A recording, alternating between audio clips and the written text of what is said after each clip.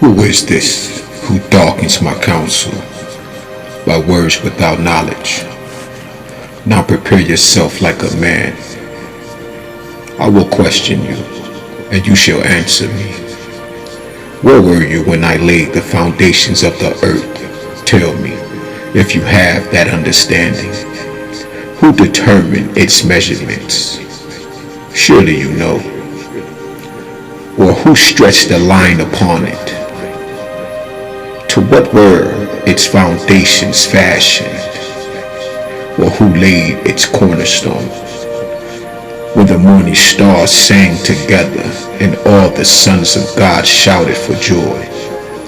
Or who shut in the sea with doors when it burst forth and issued from the womb? When I made the clouds its garment and thick darkness its swaddling band?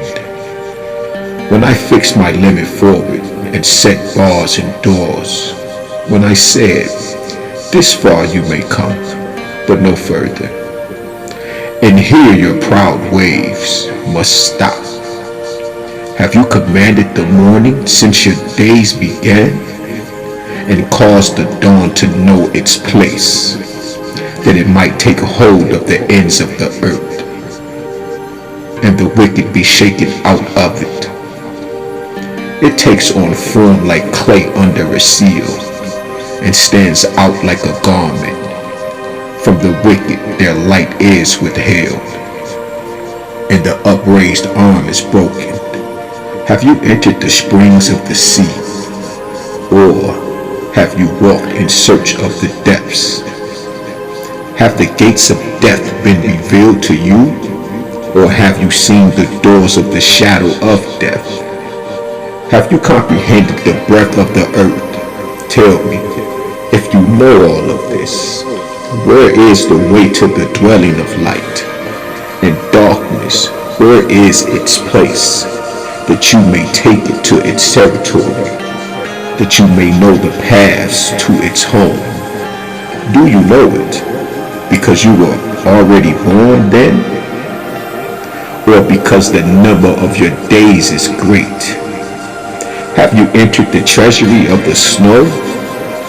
Or have you seen the treasury of hell, which I have reserved for the time of trouble, for the day of battle and war?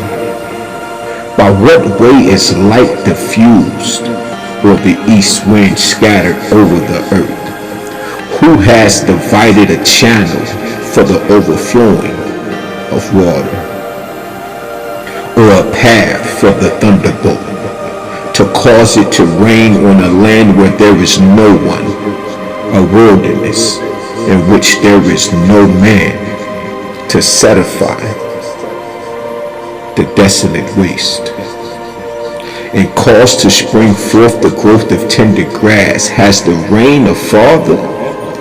Or who has begotten the drops of dew, from whose womb comes the ice? And the frost of heaven, who gives it birth?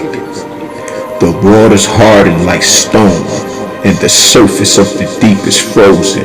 Can you bind the clusters of the Pleiades, or loose the belt of Orion? Can you bring out the constellations in its season, or can you guide the great bear with its cubs? Do you know the ordinances of the heavens?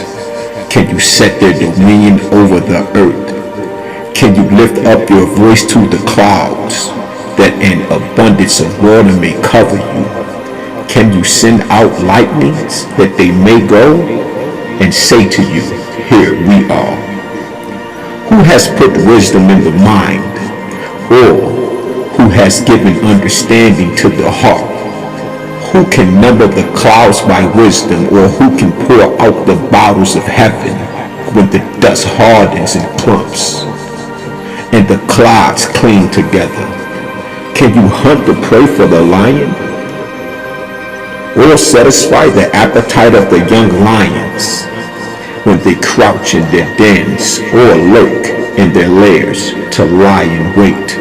Who provides food for the raven when its young ones cry to God?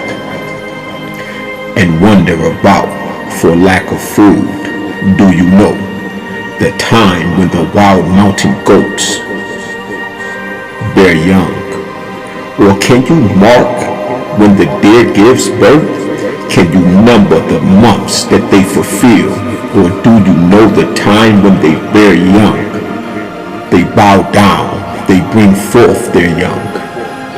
They deliver their offspring, their young ones are healthy, they grow strong with grain. They depart and do not return to them. Who set the wild donkey free? Who loosed the bonds of the onager? Whose home I have made the wilderness, and the barren land his dwelling. He scorns the Talmud of the city. He does not heed the shouts of the driver. The range of the mountains is his pasture, and he searches after everything that's green. Will the wild ox be willing to serve you? Will he bed by your manger? Can you bind the wild ox in the furrow with ropes? Or will he plow the valleys behind you? Will you trust him because his strength is great? Or will you leave your labor to him? Will you trust him to bring home your grain and gather it to your threshing floor? The wings of the ostrich wave proudly, but are her wings and pinions like the kindly storks? For she leaves her eggs on the ground and warms them in the dust. She forgets that a foot may crush them, or that a wild beast may break them. She treats her young harshly, as though they were not hers. Her labor is in vain, without concern, because God deprived her of wisdom, and did not endow her with understanding. When she lifts herself on high, she scorns the horse and its rider. Have you given the horse strength? Have you clothed his neck with thunder? Can you frighten him like a locust? His majestic snorting strikes terror. He paws in the valley and rejoices in his strength. He gallops into the clash of arms. He mocks at fear and is not frightened, nor does he turn back from the sword. The quiver rattles against him, the glittering spear and javelin.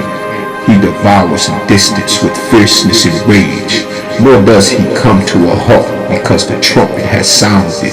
At the blast of the trumpet he says, "Aha!" He smells the battle from afar, the thunder of captains and shouting.